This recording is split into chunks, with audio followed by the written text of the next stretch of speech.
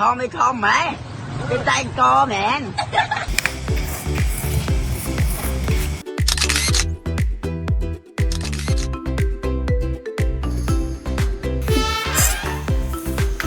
កញ្ញាណែនៅអែនអនដល់ណាទៀតអត់ឃើញបងកំពុងតែធ្វើអី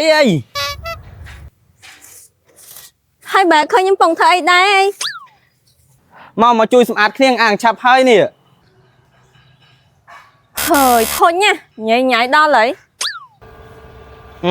បោះជួយសម្អាតគ្នាឆ្ងល់ដល់ហើយអាមនុស្សពងលេង TikTok នេះអមមកបោះអីណាអើយថយទៅដូរកៅអៅចេញយកកៅអៅអញ្ចឹងមកសម្អាតមិនត្រូវដូរចេញអើយ5 minutes later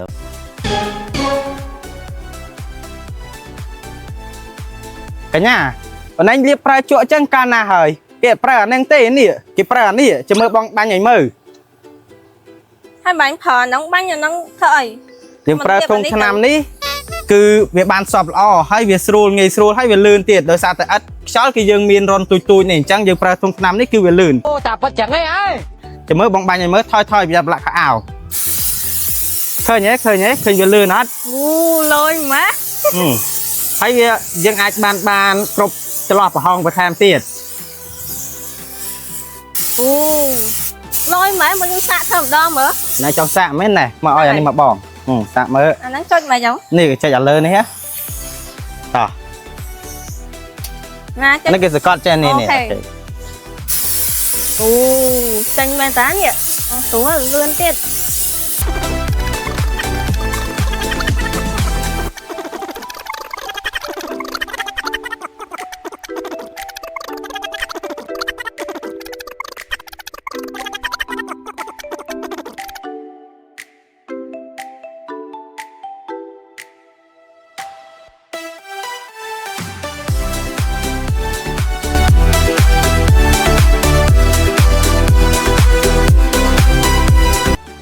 ថយសម្រាប់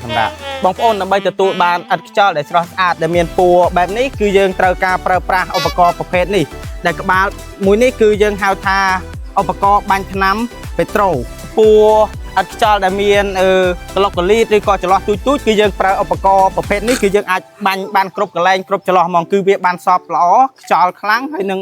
សារចូលរនទូចបានគ្រប់ចន្លោះតែម្ដងបាទហើយមួយទៀតបើសិនជាបងប្អូនមានតម្រូវការឬក៏ចំណាប់អារម្មណ៍ទៅលើឥតខ្យល់ប្រភេទខាងប្អូននេះគឺបងប្អូនអាចទាក់ទងមកតាមលេខខាងក្រោមឬក៏ link នៅខាងលើ Telegram បានបងប្អូនអរគុណ